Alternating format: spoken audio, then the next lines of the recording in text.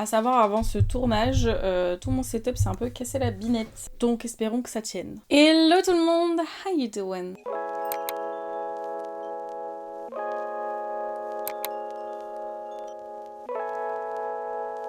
Je vous retrouve aujourd'hui.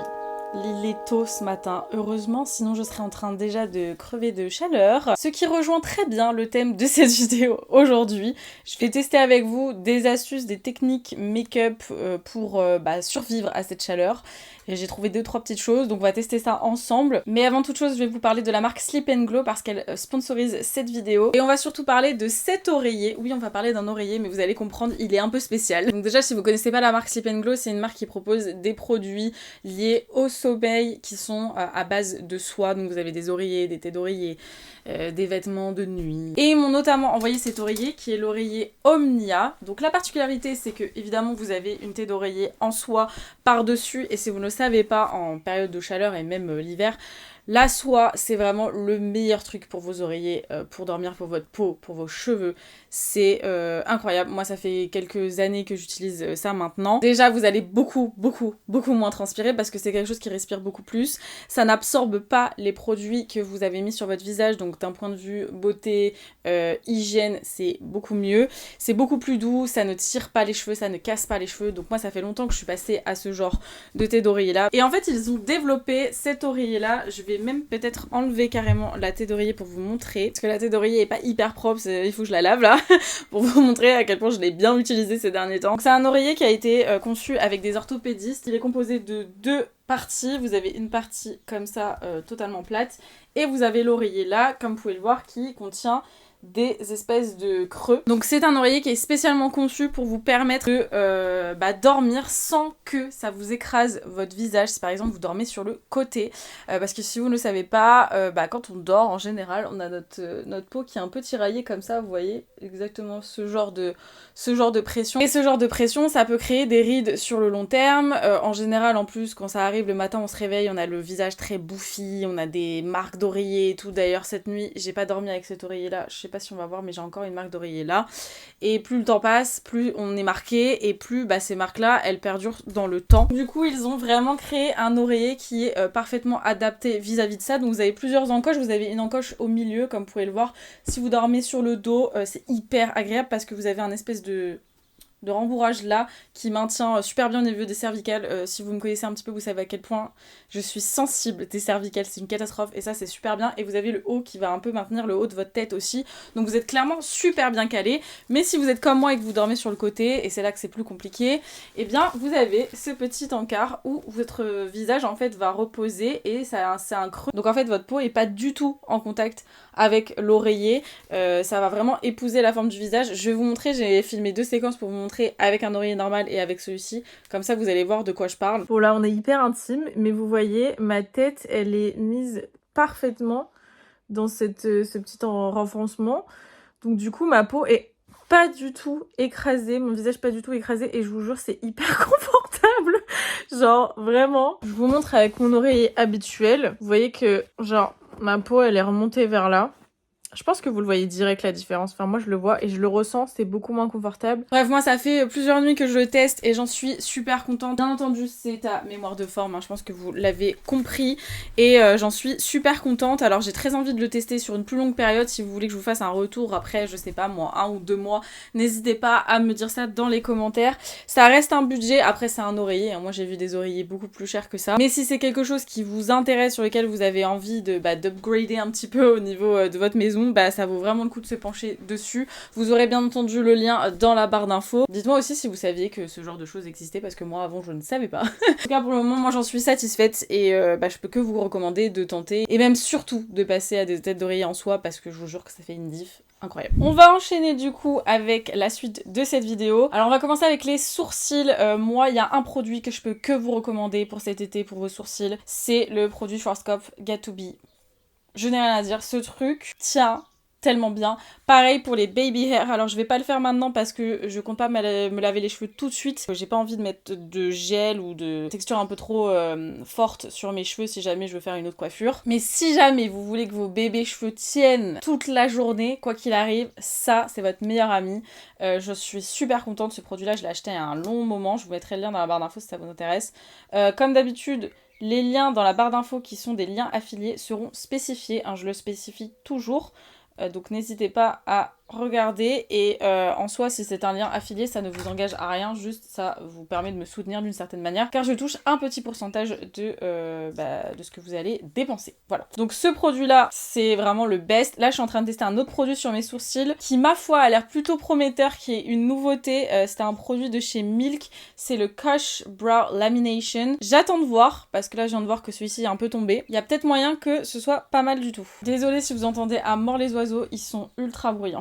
Vraiment à deux doigts d'ouvrir une chaîne ASMR oiseaux parce que ils sont... Mais je vous jure, j'ai jamais vu ça. Genre là, il y en a un, il est en train de se battre. Bref, on va enchaîner. Donc pour le teint, en général, on n'a pas trop envie d'appliquer grand chose. Je vois souvent des gens qui mélangent leur crème solaire avec un produit un peu bronzant. S'il vous plaît, ne mélangez rien avec votre crème solaire. Il faut vraiment que la crème solaire, vous l'appliquez pure parce que ça va vraiment réduire son efficacité sinon. Donc du coup, moi, je vous conseille plutôt de prendre votre crème hydratante. Donc moi, je vais prendre celle-ci. C'est un petit format de la Magic Cream de chez Charlotte Tilbury. Je vais prendre un petit peu de cette crème. Oui, j'ai enlevé mes ongles d'ailleurs. Je suis en train de voir ce que je vais refaire par la suite. Mais là, il fallait que je les enlève, c'était plus possible. Et avec, on va mettre un produit un peu bronzant. Donc moi, je vais prendre le Ease Drop de chez Fenty dans la teinte 04. C'est pas vraiment un dupe du Drunk Elephant, c'est juste que ça change un petit peu. Et l'avantage du Ease Drop, c'est que de base, c'est quand même un produit teint un peu floutant. Donc ça va vous apporter un truc en plus. Mélange les deux et on va appliquer ça directement sur le visage. Vous pouvez bien entendu aussi également appliquer un petit peu d'anti-cerne mélangé à votre crème hydratante, ça va vous faire une espèce de crème teintée. Vous pouvez en ajouter plus ou moins de l'anti-cerne en fonction de la couvrance que vous souhaitez. Mais vous pouvez faire les deux et vous pouvez même mélanger les trois ensemble du coup. Ensuite, si vous voulez vraiment faire un petit glam et que vous avez envie d'appliquer du fond de teint, l'astuce que je connais depuis un long moment et qui va vraiment permettre à votre fond de teint de bien tenir. Il y en a plusieurs. La première, c'est d'appliquer une base assez collante. Donc celle que je connais moi personnellement, on a la Hydro Grip, Power Grip, pardon, et la Hydro Grip de chez Milk. Ces bases-là, elles sont ultra collantes, genre ça va vraiment agripper le produit que vous allez mettre par-dessus. Je pense qu'aujourd'hui, je vais mettre le Milk. Juste mettre 2 pompes, ça suffira. Pas besoin de beaucoup, vraiment. Au début, cette primer, je l'aimais pas du tout. Et en fait, après, j'ai appris un petit peu à l'utiliser et maintenant je l'aime beaucoup. Vraiment, si vous voulez une base qui tient bien, celle-ci ça va être votre best friend. Ensuite on a cette technique là donc que je connais bien et si vous avez la peau mixte à grasse, vous pouvez l'utiliser régulièrement. C'est d'appliquer une poudre libre avant votre fond de teint. Punaise, j'ai plus de voix. Donc je vais juste prélever un peu de poudre et je vais l'appliquer sur tout mon teint. Ça va nous servir de base en fait pour le fond de teint. Vous allez voir que ça va optimiser de fou la tenue de votre fond de teint et ça va permettre de garder votre teint le plus mat possible. Moi je vous conseille quand même en ces périodes de grosse chaleur de pas porter de fond de teint, mais si vraiment vous ne pouvez pas, vous n'aimez pas ça, privilégiez du coup des fonds de teint qui ont une texture relativement légère et qui ont une formulation un peu matifiante. Moi je vais prendre le Soft Matte de chez NARS aujourd'hui que j'ai dans la teinte Light 4. Je vais juste le mélanger un petit peu. C'est un fond de teint qui est relativement couvrant, je m'attendais pas à ça la première fois que je l'ai testé. Du coup, je préfère vous préciser, vous prévenir. Donc j'en ai pas... Enfin, je vais pas en mettre beaucoup. Et on va privilégier en fait du coup une application sur le centre du visage pour après venir l'étirer sur les côtés. Avec cette base, je vous conseille d'utiliser une éponge pour estomper votre fond de teint parce que si vous faites trop des mouvements un peu circulaires avec un pinceau, vous allez voir que ça va pas très bien fonctionner. Donc on utilise une éponge. En plus ça va permettre un petit peu d'enlever le surplus de matière dont on n'a pas besoin. Vous voyez, j'en ai appliqué vraiment que sur le centre de mon visage, mais en l'étirant, ça se fond avec le reste et du coup j'ai pas trop de matière sur le visage, ça ne me dérange pas. Et j'ai quand même ce côté assez couvrant de ce fond de teint. Franchement, je vous jure que je m'attendais pas du tout à ça, mais il est vraiment pas mal. Je l'aime beaucoup. En tout cas, je l'ai testé plusieurs fois. Je l'ai testé aussi quand je suis sortie en boîte et je l'aime beaucoup. il tient plutôt bien. Mais arrêtez de vous battre les oiseaux là. On va bien sûr appliquer un anti-cerne. Moi je vous conseillerais de privilégier des textures sérum pour les anti-cernes. Donc j'ai testé celui-ci 2-3 fois maintenant. C'est le Bye Bye Dark Spot de chez It Cosmetics. Donc dedans c'est un sérum à base de niacinamide et d'acide hyaluronique et de caféine. Je l'utilise aussi surtout parce qu'il a une texture très fine du coup, puisque c'est un sérum de base, enfin il y a un sérum dedans. Donc ça se fond beaucoup mieux avec le reste, c'est pas trop épais, mais il y a quand même une bonne couvrance, ça fait son taf. Je vais juste appliquer un tout petit peu d'anti-cerne sur mes petites imperfections, un autre anti-cerne, je vais prendre le Creaseless Concealer de chez Tarte. Alors je vous conseillerais pas spécialement celui-ci de base parce qu'il est quand même assez épais, mais si c'est pour du spot correcting, donc genre là, genre juste dans des petites zones, des petits endroits où j'ai envie de corriger quoi, ça va, c'est pas gênant et pour le coup il est relativement couvrant donc ça fera le taf. Je vais venir estomper cet anti-cerne. Pas beaucoup dormi cette nuit, et je pense que ça se voit. D'ailleurs, j'ai vu un TikTok qui disait qu'en gros, les cernes, ça n'avait rien à voir avec le fait que vous dormiez ou pas. Que c'était plus génétique et lié à je sais plus trop quoi, ce qui est plutôt vrai, hein, mais que ça pouvait un petit peu accentuer si vous dormiez pas, dans le sens où il y a une dilatation, je crois, des vaisseaux qui fait que... Enfin bref. Voilà, pour votre petite mini-culture très vite fait, puisque je vous ai pas donné tous les détails, mais... Voilà, ça m'a fait plaisir. Moi, ce que j'aime bien faire, c'est direct appliquer mon fixateur. Donc celui-ci, c'est celui de chez Charlotte Tilbury qui pour moi est le meilleur, le Airbrush Flawless.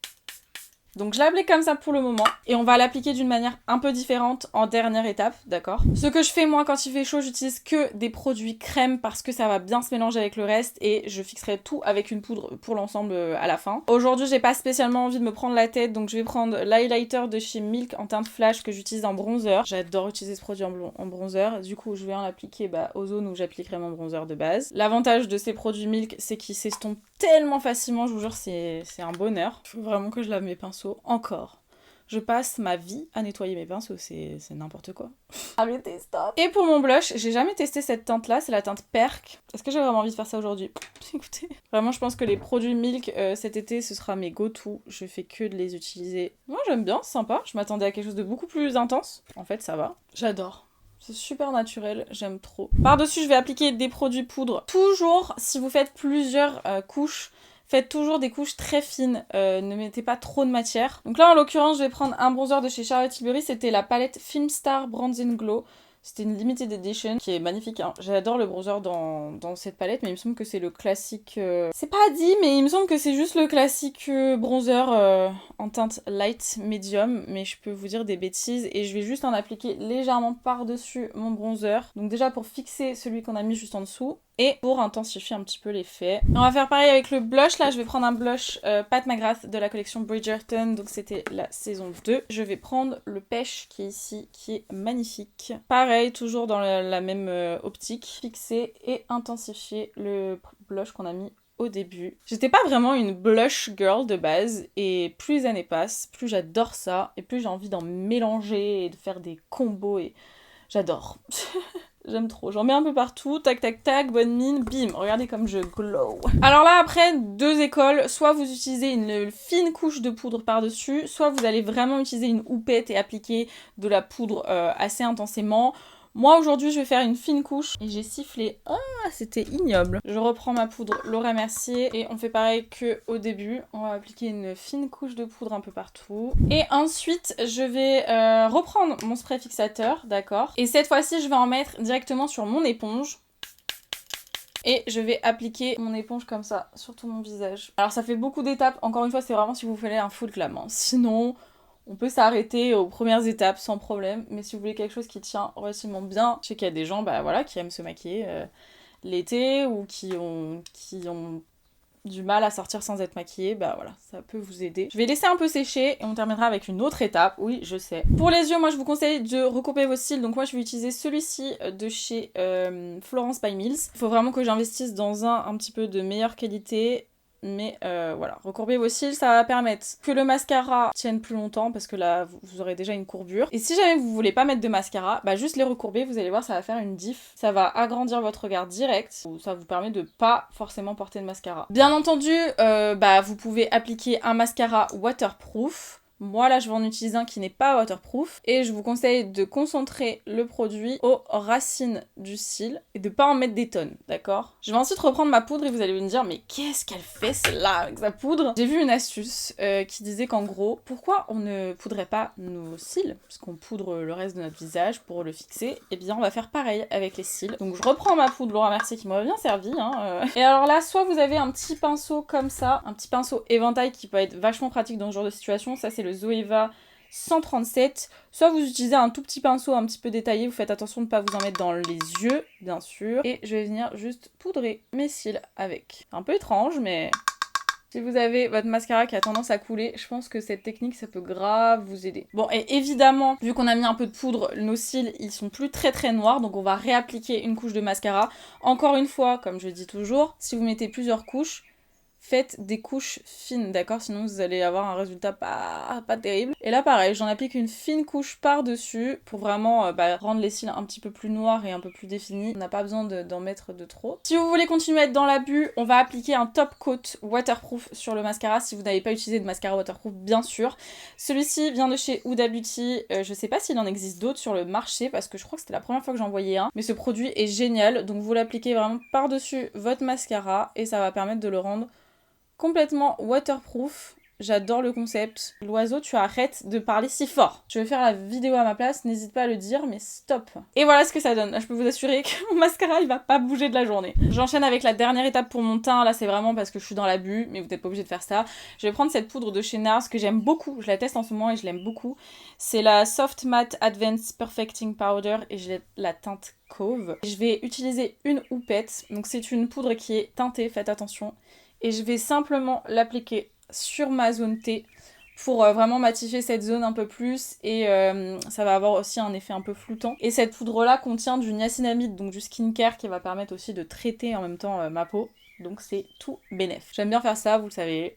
Je le fais très souvent, je le fais tout souvent avec ma poudre Airbrush de chez Charlotte Tilbury, mais en ce moment c'est celle-ci. Il fallait le faire hein, pour passer après la Charlotte Tilbury. Ok, il nous reste plus que les lèvres, et alors ça je pense que vous l'avez déjà vu passer. Il y a des personnes qui font leur contour des lèvres avec une encre à lèvres, donc pour que ça tienne vraiment toute la journée. Il y a d'autres produits qui existent qui tiennent vraiment bien, notamment les crayons à lèvres comme ça de chez Refi, je les adore, ils tiennent super bien. En fait vous avez le crayon qui est là, et en dessous, vous avez un fixateur que vous mettez par-dessus et ça tient mais vraiment super bien. Mais on va tester la technique avec l'encre à lèvres. Je vais prendre celle de chez Huda Beauty. Je pense qu'on va utiliser la teinte Berry Kiss. Je pense que c'est la plus foncée qui pourrait être un peu intéressant en contour des lèvres. Je vais essayer d'y aller comme ça. Ok, ça va. Je vous laisse les oiseaux en fond, ok? J'essaye d'estomper en même temps. Ah, je suis en train de faire des dingueries. Je suis en train d'en foutre partout, c'est une catastrophe. C'est Eva Iverratica. Mais ça a l'air de fonctionner. Ça me semble pas mal. Et au centre, je vais mettre du coup la teinte Rosy Kiss, qui est ma préférée. Histoire d'avoir quand même quelque chose au centre de mes lèvres. Parce que là... Et vu que c'est un petit peu clair, il va quand même y avoir ce contraste. Un petit peu plus clair, c'est ça que je voulais dire. Ça me semble bien. Franchement, ça me semble pas mal. Après, si vous voulez un contour des lèvres un peu marron, c'est un peu plus compliqué parce que c'est dur à avoir en encre à lèvres. Mais si vous voulez quelque chose de très naturel et plutôt passe-partout, c'est pas mal. Et pour le coup, je les ai testés sur la durée, ces encres à lèvres, plusieurs fois et elles tiennent vraiment super bien. Donc il y a vraiment peu de chances que ça s'estompe trop facilement. Mais j'aime beaucoup le concept. J'aime beaucoup le concept. On peut même mettre un truc par-dessus. Je vais mettre mon Lanolips à la cerise. Non, pas du tout. À la fraise. Le 101. Le 101, quoi. Ouh, ce petit combo, on aime bien, là. On aime beaucoup ce petit combo, là. Je suis choquée de ce combo qu'on vient de créer. Il est extraordinaire. J'adore le résultat, franchement. C'est validé. Par la street, hein, comme d'habitude. Et ben voilà qui conclut cette vidéo. Franchement, je valide les lèvres. C'est un délire comment c'est beau. Je suis trop fan. Je pense que je vais faire ça beaucoup plus souvent. Dites-moi si vous avez testé ces astuces et ce que vous en avez pensé si c'est le cas. Si vous avez aimé la vidéo, n'hésitez pas à la liker. Si vous aimez ce genre de vidéo, n'hésitez pas aussi à la liker, à commenter. Je vais mettre un petit emoji. On va mettre un petit emoji soleil. En vrai, parce que je sais pas pourquoi je réfléchis. Mettez un petit emoji soleil si vous avez aimé la vidéo. Si vous n'êtes pas abonné à ma chaîne, n'hésitez pas à le faire, c'est juste en bas. Bienvenue dans la famille. Ici, c'est safe. Et puis, moi, comme toujours, je vous fais d'énormes bisous et je vous dis à très vite pour une prochaine vidéo. Ciao!